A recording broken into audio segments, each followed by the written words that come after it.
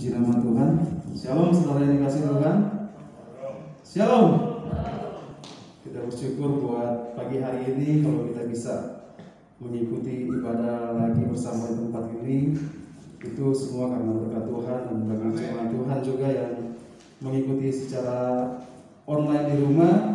Kita terus berdoa agar supaya kita dalam perlindungan Tuhan, kita dalam pertolongan Tuhan, agar supaya kita dijagai dan dijauhkan dari segala sakit penyakit. Dan kita terus berdoa juga buat saudara-saudara kita juga yang saat ini mungkin mereka lagi di rumah sakit atau terbaring di tempat tidur.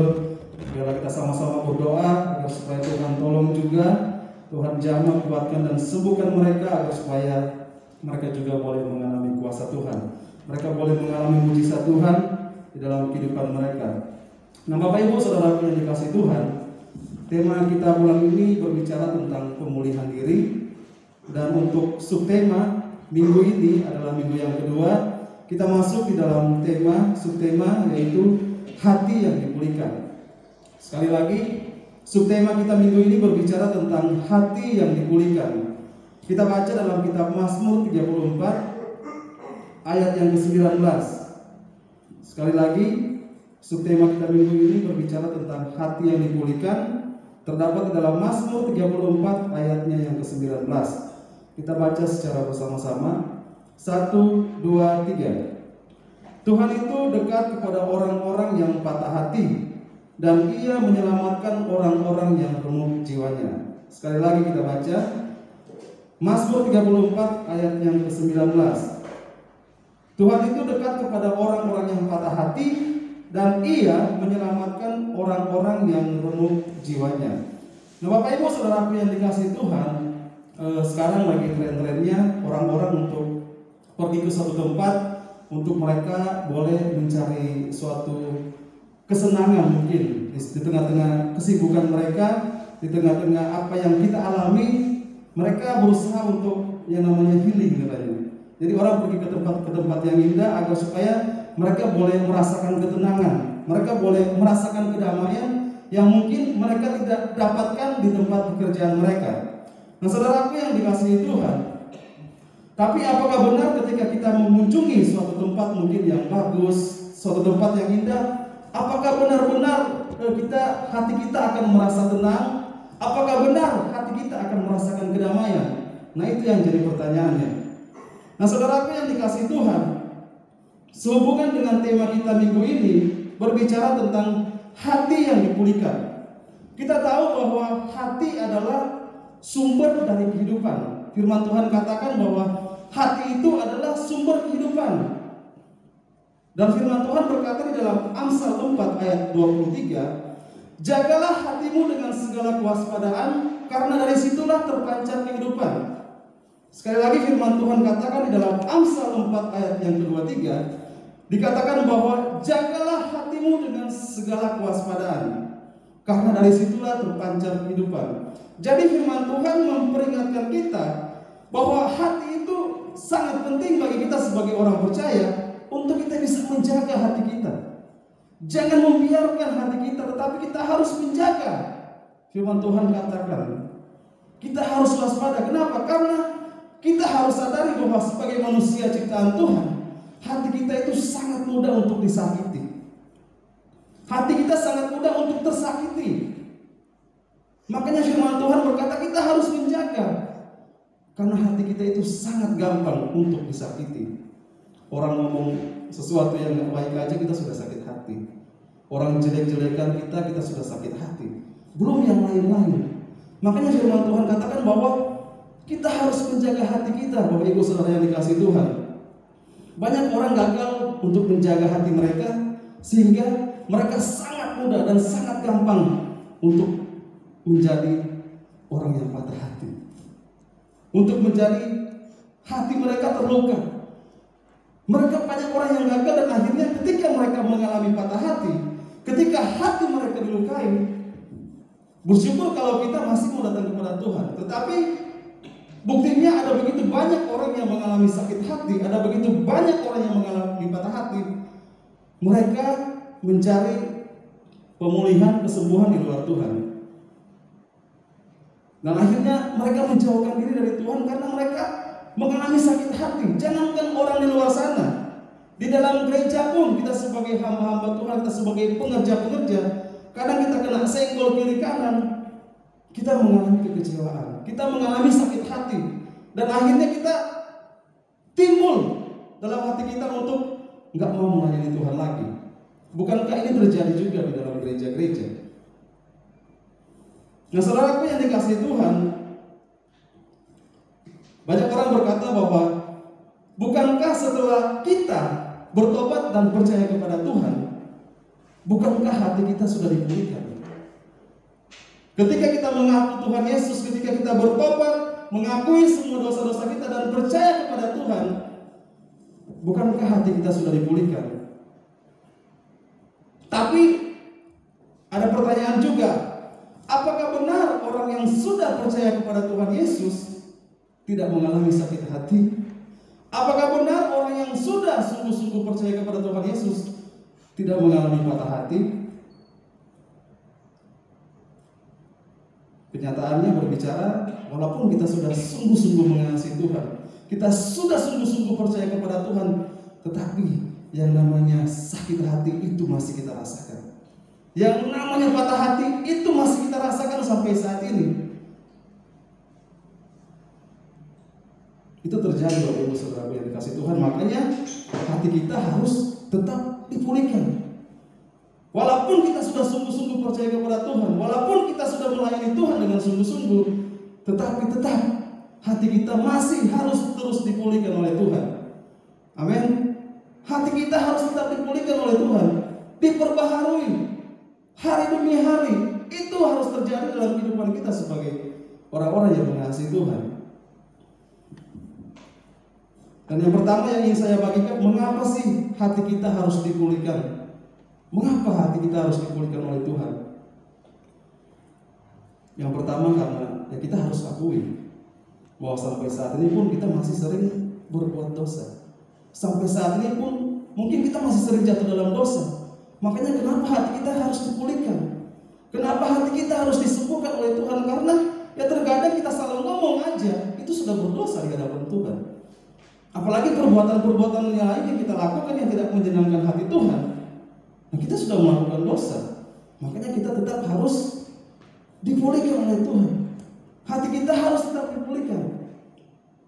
Dalam kitab Roma 7 ayat 22 sampai dengan 24 berkata bahwa ini Rasul Paulus katakan, ini seorang rasul yang luar biasa, dia berkata seperti ini.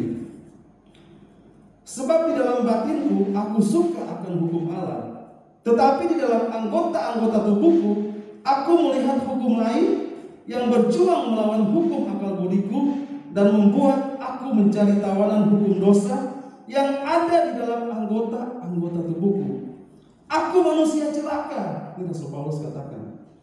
Walaupun dia seorang rasul yang luar biasa, tapi dia pun berkata bahwa aku manusia celaka. Siapakah yang akan melepaskan aku dari tubuh maut ini? Ini seorang rasul berkata bahwa walaupun dalam batinnya dia sangat suka akan hukum Tuhan, akan perintah-perintah Tuhan, tetapi dia sadar bahwa dia pun sebagai manusia biasa, terkadang dia melakukan apa yang tidak ingin dia lakukan. Kadang apa yang dia lakukan mungkin tidak menyenangkan hati Tuhan, dan Rasul Paulus sangat menyadari hal ini. Jadi kita pun sebagai orang-orang yang mengasihi Tuhan, walaupun kita sudah sering mendengarkan kebenaran firman Tuhan, walaupun kita adalah orang-orang yang mengasihi Tuhan, kita harus sadar bahwa kita juga masih manusia dan terkadang kita masih jatuh dalam dosa. Dan itu juga yang Rasul Paulus alami. Makanya mengapa hati kita harus terus dipulihkan oleh Tuhan? Supaya kita diperbaharui terus-menerus. Hari demi hari kita diperbaharui untuk kita semakin lebih baik dan lebih baik di hadapan Tuhan. Hal yang kedua yang ingin saya bagikan pagi hari ini, mengapa hati kita harus dipulihkan? Yang kedua, kita buka di dalam Yesaya 61 ayat yang pertama. Yesaya 61 ayat yang pertama, demikianlah firman Tuhan. Roh Tuhan Allah ada padaku, oleh karena Tuhan telah mengurapi aku. Ia telah mengutus aku untuk menyampaikan kabar baik kepada orang-orang sengsara dan merawat orang-orang yang remuk hati, untuk memerintahkan pembebasan kepada orang-orang tawanan dan kepada orang-orang yang terkurung kelepasan dari penjara. Jadi poin yang kedua yang ingin saya bagikan pagi hari ini, mengapa hati kita harus dipulihkan? Poin yang kedua yaitu supaya kita bisa dipakai Tuhan untuk memulihkan orang lain. Supaya Tuhan bisa memakai kita untuk bisa memulihkan orang lain, orang-orang yang tersakiti, orang-orang yang mengalami luka hati, orang-orang yang patah hati, orang-orang yang kecewa. Kita bisa menjadi alatnya Tuhan untuk menghampiri mereka, untuk merawat mereka, firman Tuhan katakan. Bukan untuk menjadi hakim bagi mereka. Karena terkadang ketika ada teman kita yang mengalami masalah, ketika mereka tersakiti, mereka mengalami luka hati, terkadang tanpa sadar ada kata-kata penghakiman yang keluar dari dalam mulut kita. Dan itu bukannya memperbaharui, memulihkan mereka, tapi lebih menyakitkan mereka tanpa kita sadari. Kita bukan diutus untuk menjadi hakim bagi mereka, tetapi kita diutus Tuhan, kita dipakai Tuhan untuk kita bisa merawat mereka dan membantu mereka untuk mereka mengalami pemulihan, untuk mereka mengalami suatu hubungan yang intim dengan Tuhan. Dan Tuhan bisa pakai kita untuk bertemu dengan orang-orang seperti ini. Makanya ada istilah kan, dipulihkan untuk memulihkan. Jadi ketika kita dipulihkan oleh Tuhan, kita pun bisa dipakai untuk memulihkan orang lain. Walaupun sebenarnya itu memang adalah pekerjaan Roh Kudus, tapi kita hanya sebagai alat yang Tuhan pakai untuk bisa memulihkan orang-orang yang seperti itu. Terkadang kan melalui apa yang kita alami dalam kehidupan kita, ketika kita disakiti, ketika kita dikecewakan, ketika kita mengalami kepahitan, ketika kita mengalami patah hati, dan kita dipulihkan oleh Tuhan, akhirnya kita bisa bercerita kepada orang-orang yang mengalami yang seperti ini. Ada begitu banyak orang-orang di luar sana yang hatinya terluka. Ada begitu banyak orang-orang di luar sana yang mengalami patah hati. Dan ini menjadi tugas kita sebagai orang-orang yang percaya kepada Tuhan. Ketika kita mengalami pemulihan dari Tuhan, pakailah hidup kita untuk bisa menolong mereka. Pakailah hidup kita sebagai alat Tuhan untuk menghampiri mereka, untuk merawat mereka, bukan untuk menghakimi mereka. Jadi kita sampaikan kabar baik kepada mereka. Kita ceritakan bahwa kita juga pernah mengalami hal-hal seperti yang mereka alami. Ketika kita disakiti oleh orang lain, ketika kita dilukai oleh orang-orang terdekat kita, yang mungkin sangat kita harapkan bisa menolong kita, tetapi akhirnya mereka mengecewakan kita. Pasti kita terluka, pasti kita kecewa. Tetapi begitu kita dipulihkan oleh Tuhan, kita bisa bercerita kepada mereka tentang kebaikan Tuhan, tentang apa yang pernah saya alami dulu yang sangat melukai hati saya, yang sangat mengecewakan saya, dan akhirnya saya bisa sampaikan kepada orang-orang yang mengalami seperti ini. Ingat bahwa Tuhan ada pada kita, dan firman Tuhan katakan bahwa Tuhan yang mengurapi kita, Tuhan yang mengutus kita untuk merawat orang-orang yang terluka, untuk membebaskan orang-orang yang lagi terikat. Itu menjadi tugas kita sebagai orang-orang yang percaya, orang-orang yang sudah dipulihkan oleh Tuhan, untuk kita boleh menjadi alatnya Tuhan, alat yang indah di mata Tuhan untuk memulihkan orang-orang lain. Dan poin yang ketiga yang ingin saya sampaikan pagi hari ini, mengapa hati kita harus dipulihkan oleh Tuhan. Dan poin yang ketiga yaitu supaya kita boleh menjadi orang-orang yang sukses dan berhasil di mata Tuhan. Saya percaya dan saya yakin bahwa ketika hati kita dipulihkan oleh Tuhan, ketika hati kita diperbaharui oleh Tuhan, saya percaya kita akan menjadi orang-orang yang berhasil dan sukses di mata Tuhan. Kenapa?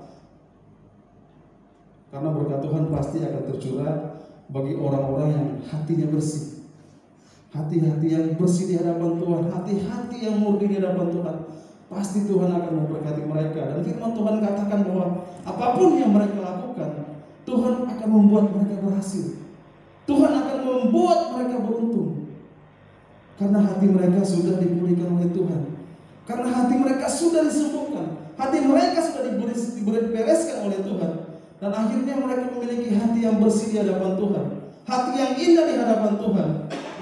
Dan akhirnya berkat Tuhan turun atas orang-orang yang memiliki hati yang bersih di hadapan Tuhan.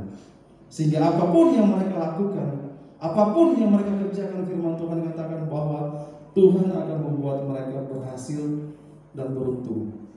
Jadi saudaraku yang dikasihi Tuhan, kita harus sadar bahwa memang kita sebagai manusia, mungkin ya kita nggak tahu juga apa yang akan terjadi besok hari. Mungkin walaupun toh hari ini kita dipulihkan Tuhan, kita nggak tahu juga apa yang akan terjadi ke depannya. Bisa-bisa juga mungkin kita akan berhadapan dengan orang-orang yang mungkin bisa menyakiti kita juga. Dan akhirnya membuat hati kita terluka lagi. Dan akhirnya membuat kita kecewa lagi. Mungkin kita juga akan alami itu mungkin di hari-hari yang ke depan. Tapi ingatlah Bapak Ibu Saudaraku yang dikasihi Tuhan, ketika kita disakiti oleh orang lain, ketika kita mengalami patah hati, ketika kita kecewa dengan orang lain, ingat, kita masih punya Tuhan Yesus. Masih ada satu pribadi yang sangat memperdulikan kita. Bahkan firman Tuhan katakan bahwa ketika kita mengalami patah hati, firman Tuhan katakan Tuhan itu bukan jauh dari kita. Karena banyak orang mengalami seperti ini. Ketika mereka mengalami patah hati, mereka sakit hati, mereka merasa bahwa Tuhan sudah tidak mengasihi mereka. Mereka merasa bahwa seakan-akan Tuhan sudah jauh dari mereka, seakan-akan Tuhan sudah membiarkan mereka. Dan akhirnya mereka berpaling daripada Tuhan. Dan akhirnya mereka tidak mau beribadah kepada Tuhan lagi, karena mereka merasa bahwa Tuhan sudah tidak peduli sama mereka. Tapi hari ini kita harus tanamkan dalam hati kita bahwa ketika kita mengalami patah hati, ingat firman Tuhan dikatakan bahwa Tuhan itu dekat kepada orang-orang yang patah hati. Ini merupakan suatu kabar gembira yang luar biasa yang harus kita pegang, bahwa Tuhan sangat dekat dengan orang-orang yang patah hati. Tuhan sangat dekat dengan orang-orang yang lagi mengalami sakit hati. Itu firman Tuhan katakan dan harus kita pegang erat-erat. Kita harus percaya Tuhan sangat memperdulikan juga orang-orang yang sakit hati, orang-orang yang patah hati. Dan ini yang Daud alami, ini yang Daud rasakan, makanya dia sampaikan melalui Mazmur Daud yang kita pelajari pagi hari ini. Kalau kita mau pelajari kisah ini, di sini Daud dia mengalami suatu masa yang sangat sulit di dalam hidupnya. Dia mengalami suatu hal yang sangat mungkin tidak enak lah, sehingga dia harus berpura-pura menjadi orang gila di negeri orang lain. Dia adalah seorang yang sudah diurapi Tuhan untuk menjadi Raja Yehuda pada waktu itu. Dan akhirnya karena pada waktu itu Raja Saul sangat membenci Daud, akhirnya dia dikejar-kejar dan mau dibunuh oleh Raja Saul pada waktu itu. Dan akhirnya mungkin karena dia udah nggak tahu gimana juga, dan akhirnya Daud mengambil suatu keputusan untuk dia pergi ke negeri orang lain dan dia berpura-pura menjadi orang gila. Dan akhirnya Daud bisa menuliskan hal seperti ini. Ketika dia mengalami sakit hati, ketika dia mengalami kekecewaan mungkin kepada Saul pada waktu itu, ketika dia mengalami patah hati, Daud tetap berkata bahwa dia punya Tuhan. Dia punya Tuhan yang memperhatikan. Dia mempunyai Tuhan yang selalu mendengarkan seruan hatinya ketika Daud mengalami kesesakan, ketika Daud mengalami patah hati, ketika Daud mengalami sakit hati. Dia tetap berseru kepada Tuhan. Dan Tuhan menjawab setiap apa yang Daud serukan kepada Tuhan. Makanya Daud bisa menuliskan kata-kata seperti ini. Dia merasakan ketika dia mengalami patah hati, itu Tuhan tidak jauh darinya. Ketika dia mengalami sakit hati, dia merasa Tuhan sangat begitu dekat dengan dia. Dan itu membuat Daud semakin intim dengan Tuhan. Maka Daud menjadi seorang raja yang luar biasa, raja yang diurapi Tuhan. Walaupun ada begitu banyak juga hal-hal yang tidak menyenangkan hati Tuhan yang dilakukan, tapi Tuhan tetap mengasihi dia.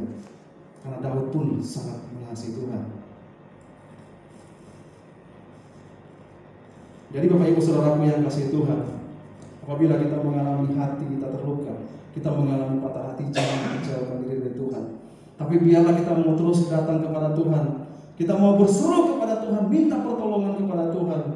Dan percayalah bahwa Tuhan akan menjaga, melindungi, dan menolong kita. Tuhan akan membebaskan kita. Tuhan akan menyembuhkan setiap sakit hati kita, setiap patah hati, orang-orang yang mengalami patah hati. Firman Tuhan katakan bahwa Tuhan akan menyembuhkan, Tuhan akan memulihkan mereka. Ketika mereka berseru kepada Tuhan, Tuhan tidak akan membiarkan mereka. Dan firman Tuhan katakan di dalam Mazmur 91 ayat yang ke-15. Mazmur 91 ayat yang ke-19. Mazmur 91 ayat yang ke-15. Firman Tuhan katakan bahwa bila ia berseru kepadaku, aku akan menjawab. Aku akan menyertai dia dalam kesesakan, aku akan meluputkannya dan memuliakannya. Sekali lagi kita baca Mazmur 91 ayat 15. Bila ia berseru kepadaku, aku akan menjawab. Aku akan menyertai dia dalam kesesakan, aku akan meluputkannya dan memuliakannya. Wah, ini suatu kebenaran yang luar biasa yang harus kita pegang pagi hari ini. Ketika kita berseru kepada Tuhan, Tuhan akan menjawab. Tuhan akan menyertai kita dalam apa yang kita alami saat ini. Tuhan akan meluputkan kita, dan bahkan firman Tuhan katakan Tuhan akan memuliakan kita. Wah, ini suatu hal yang luar biasa. Jadi Bapak Ibu Saudara yang dikasih Tuhan, dimanapun kita berada saat ini, apapun situasi dan kondisi yang kita alami, ingat firman Tuhan katakan, jangan lupa untuk selalu berseru kepada Tuhan. Karena Tuhan hadir 24 jam untuk menjaga dan melindungi kita, asalkan kita mau berseru kepada Tuhan. Kita mau meminta pertolongan Tuhan. Sehingga kita pun yang sakit, kita percaya ada mujizat, kita percaya ada kesembuhan. Di tengah-tengah pandemi yang kita alami, jangan pernah sekalipun kita jauh daripada Tuhan. Karena dunia ini sudah sangat ngeri Bapak Ibu. Kita harus sadari bahwa kita adalah manusia lemah. Jadi jangan merasa sok hebat, jangan merasa sok jago dengan apa yang kita miliki saat ini. Ini sudah membuktikan bahwa kita hanyalah manusia ciptaan. Kita hanyalah manusia biasa. Kalau bukan Tuhan, siapa lagi yang bisa menolong kita? Kalau bukan Tuhan, siapa lagi Bapak Ibu? Jadi percayalah, hari ini kita yang mungkin sudah merasa jauh daripada Tuhan, sudah malas-malas untuk beribadah, sudah nggak mau berdoa juga, ingat, kembalilah kepada Tuhan. Karena firman Tuhan katakan, marilah datang kepadaku, aku akan memberikan engkau keregaan. Itu janji firman Tuhan yang harus kita pegang sampai saat ini. Demikianlah firman Tuhan, mari kita berdoa. Bapak kami yang baik, terima kasih buat pagi hari ini, buat firman Tuhan yang sudah disampaikan. Tuhan bela Tuhan, kami terus berdoa Tuhan, dimanapun kami berada, Tuhan terus menjaga melindungi kami. Mereka yang sakit Tuhan jamah dan sembuhkan dalam nama Yesus. Mereka yang lemah Engkau kuatkan Tuhan. Tolong kami manusia yang lemah ini, manusia yang tidak berdaya Tuhan, agar supaya kami terus mengandalkan Tuhan. Kami terus berseru kepada Engkau yang adalah sumber pertolongan kami ya Tuhan. Tolong kami ya Tuhan. Berkati setiap kami Tuhan, baik yang ada di tempat ini maupun yang ada di rumah mereka masing-masing. Dimanapun kami berada Tuhan, tolong kami Tuhan. Tolong kami Tuhan, pegang erat-erat tangan kami Tuhan. Jangan pernah Engkau lepaskan. Tolong kami yang lemah ini, tolong kami yang tidak berdaya ini Tuhan. Kami butuh Engkau Tuhan. Kami butuh pertolongan Engkau Tuhan. Jamah setiap hati kami Tuhan.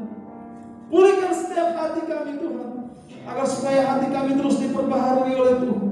Agar supaya hati kami terus diperbaharui oleh Tuhan.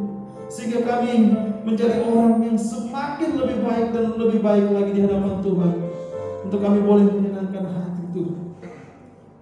Untuk kami boleh menyenangkan hati Engkau ya Tuhan.